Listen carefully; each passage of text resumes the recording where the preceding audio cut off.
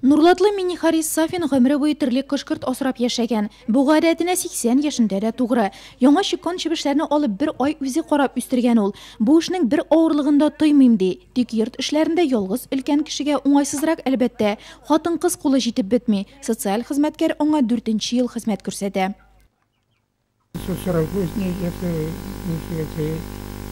Правая рука безнең. Безнең эшләрне башлары инде идеге. Мин таштанда үземнең хозяйствога кадәр. Бик кирәкле энергияләр алар. Ражия Әмирова белгечлеге буенча агроном. Шулай да 7 ел элек өлкәннәргә ярдәм итүгә истинлек бирә ул. Үсемлекләр дөньясын ташлап социаль хезмәткәр һөнәрен үзләштерә. Мин социальный работник булып эшлим 14нче ел. Миңа бу эш ошый. Безнең профессия бик кирәк. Бу кешеләргә булышу. Алар безгә дә әйләшәләр, без дә аларга әйләшәбез. Алар да безне көтеп торалар. Аннан соң без үзебезнең эшне эшләп бетергәнче безне затып рәхмәт дип калалар. Безгә дә шуны ишетергә рәхәт инде. Ашарга пешерү, дарулар, ашамлыклар сатып алу, идәннәр ю, гармония халыкка социаль хезмәт күрсәтү комплекслы үзәге социаль хезмәткәрләре өлкәннәрдә килешү нигезендә каралган эшләрне башкара. Ләкин еш кына алар ялгыз әби-бабайларга дус, сердәшче һәм туган ролендә үти.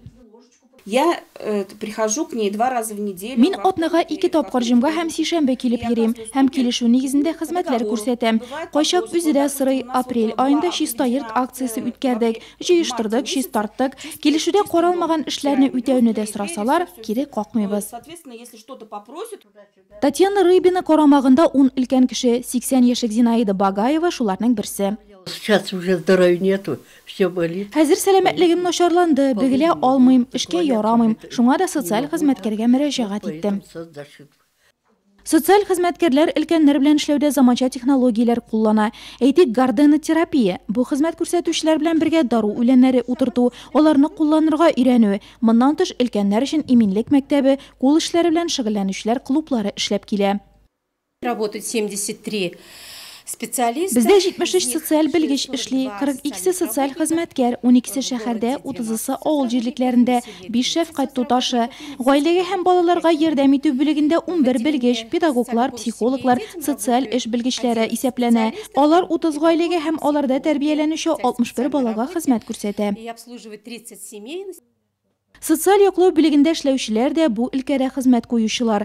Авыр тормыш хәлендә калган гаиләләргә, өлкәннәргә, ветераннарга һәм инвалидларга ярдәм итү берләштерә аларны.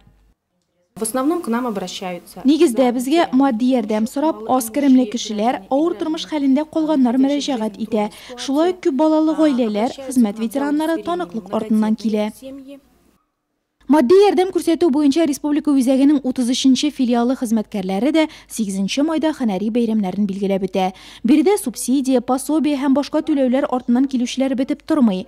Катлаулы хәлдә калган һәркемнең гомерендә бер генә тапкыр булса да, бу һөнәр ияләренә мөрәҗәгать иткәне бардыр. Кире бормаска, ничек тә булса ярдәм итәргә, аларның төп эш девизы.